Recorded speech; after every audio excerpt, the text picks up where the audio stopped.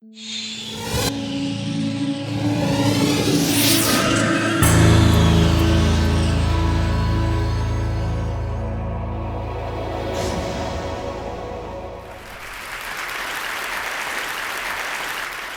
Africa, we say God gave the white man a watch and gave a black man time. I think, how is it possible for a man with so much time to tell a story in 18 minutes? I think it will be quite a challenge for me. Most African stories these days, they talk about famine, HIV and AIDS, poverty, or war. But my story that I would like to share with you today is the one about success.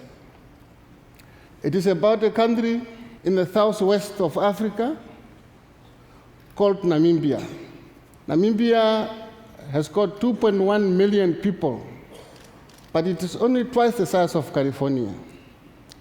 I come from a region in the remote northwest part of the country.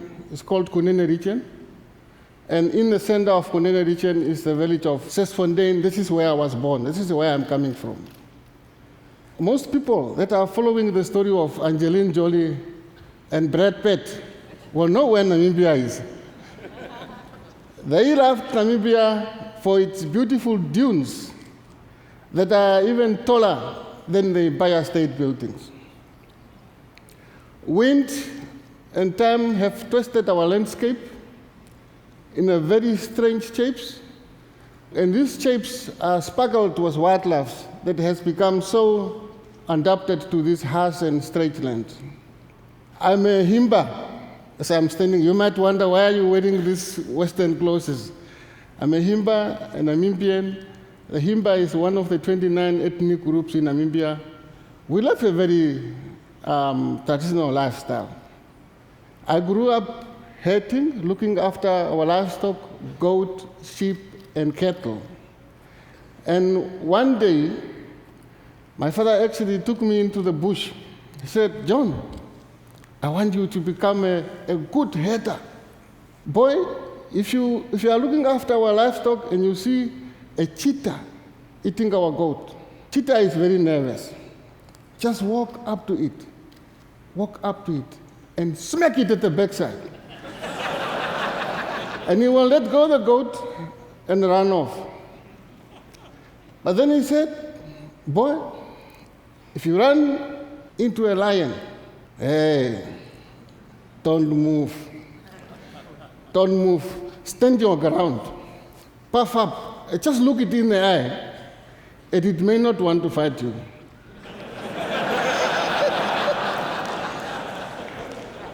But then he said, if you see a leopard, boy, you better run like hell. Imagine you run faster than those goats you are looking after. In this way, I actually started to learn about nature. In addition of being an ordinary Namibian, in addition of being a Himba, I'm also a trained conservationist. And it is very important, if you are in this field, to know what to confront and what to run from. I was born in 1971. We left under apartheid regime. The whites could farm, graze, and hunt as they wish, but we black, we were not regarded as responsible to look up to use wildlife. Whenever we tried to hunt, we were called poachers, and as a result, we were fined and locked up in jail. Between 1966 and 1990, the US and Soviet interest fought for control over my country. And you know, during war times, there are militaries, armies that are moving around. And the army hunted for valuable rhino horns and tusks, and they could sell these things for anything between $5,000 a kilo. During the same year, almost every Himba had a rifle. Because it was wartime, the British 303 rifle was just all over the whole country. Then, in the same time, around 1980, we had a very big droughts. It killed almost everything that was left. Our livestock was almost at the brink of extinction. Predators were hungry.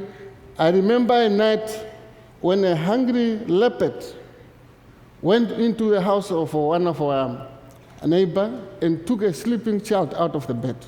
It's a very sad story. But even today, that memory is still in people's minds. They can pinpoint to the exact location where this all happened. And then the same year, we almost lost everything. And my father said, "Why don't you just go to school?" And they sent me off to school just to get busy somewhere there. And the year I went to school, my father actually got a job with a non-governmental organization called IRDNC, Integrated Rural Development and Nature Conservation. They actually spent a lot of times, years in the community. They were trusted by the local communities, like our leader, Joshua Kangombe. Joshua Kangombe saw what was happening, wildlife disappearing, poaching was skyrocketing, and the situation seemed very hopeless. Death and despair surrounded Joshua and our entire communities. But then the people from IDNC proposed to Joshua, what if we pay people that you trust to look after wildlife? Do you have anybody in your communities or people that know the bush very well and that know wildlife very well? Hetman said, yes, our poachers. Huh? Our poachers? Yes, our poachers. And that was my father. My father has been a poacher for quite a long time. Instead of shooting poachers dead like they were doing elsewhere in Africa, IRDNC has helped headmen reclaim their abilities to manage their people and their rights to own and manage wildlife.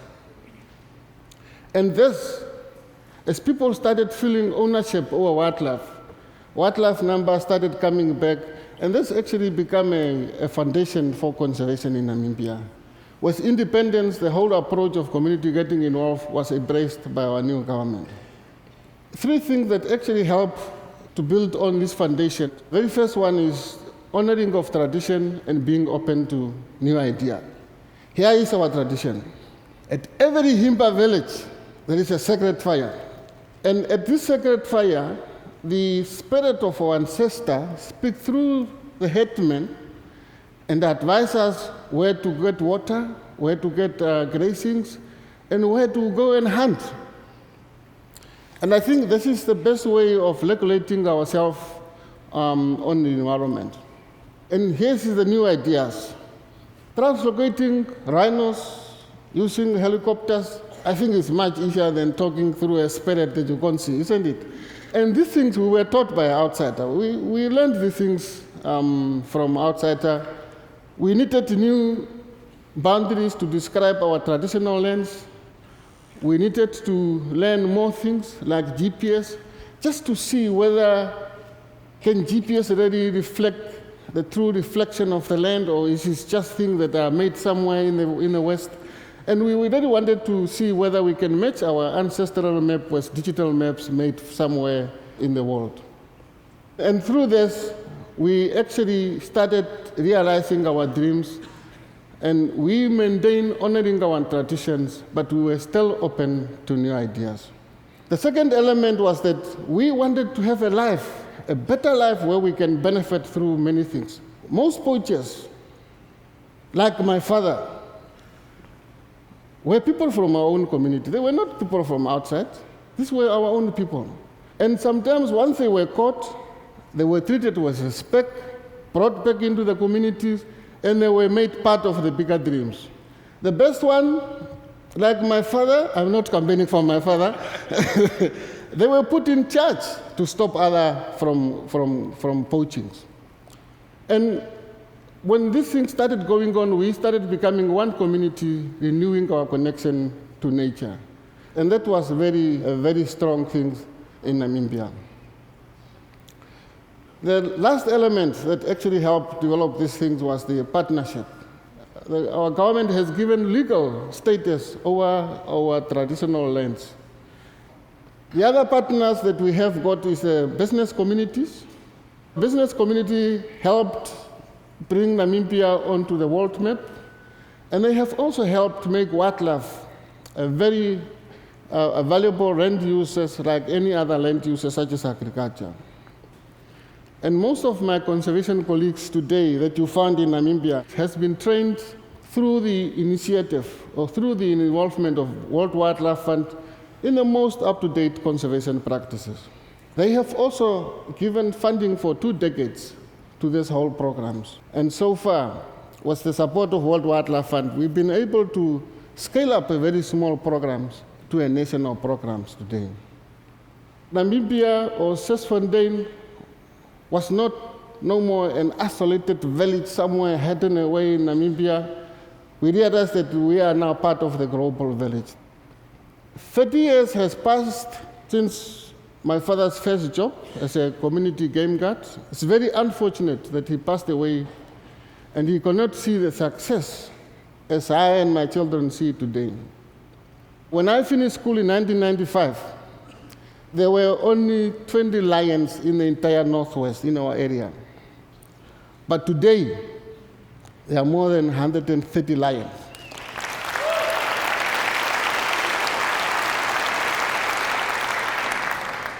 So please, if you go to Namibia, make sure that you stay in the tents. Don't walk out at night.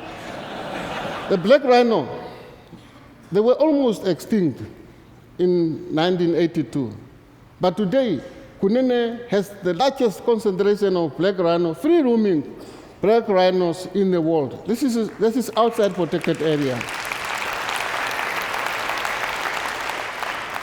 The leopard, they are now in big numbers, but they are now far away from our village because their natural prey has multiplied, like zebras, springboks, and everything. They stay a little bit far away because all these other things have multiplied from less than 1,000 to tens of thousands of animals.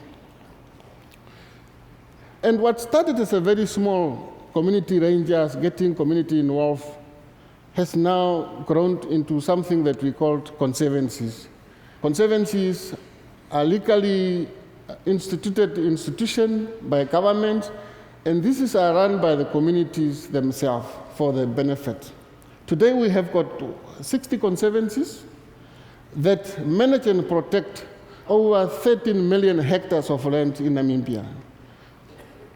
We have already reshaped conservation in the entire country, and nowhere else in the world has community adopted conservation at that scale.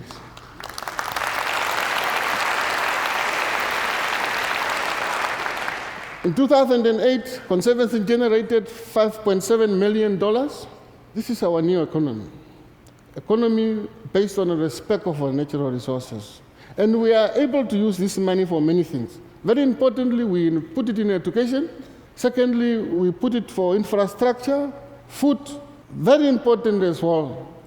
We invest this money in HIV and AIDS awareness education. You know that Africa has been affected by these viruses. And this is the good news from Africa that we have to shout from the rooftop.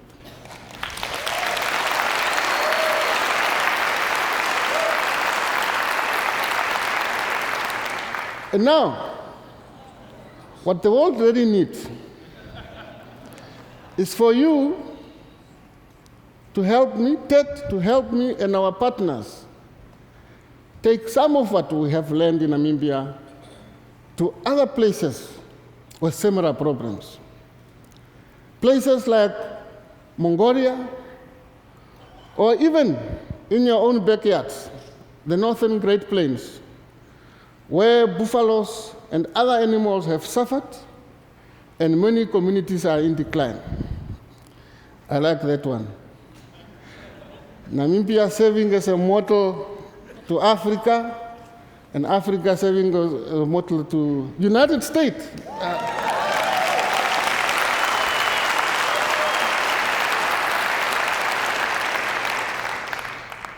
We were successful in Namibia because we dreamed of a future that was much more than just a healthy wildlife.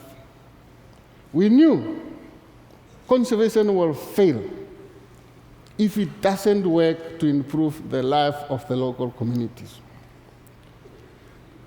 So, come and talk to me about Namibia. And better yet, come to Namibia and see it yourself how we have done it. And please do visit our website to learn more and see how you can help CBNRM in Africa and across the world. Thank you very much.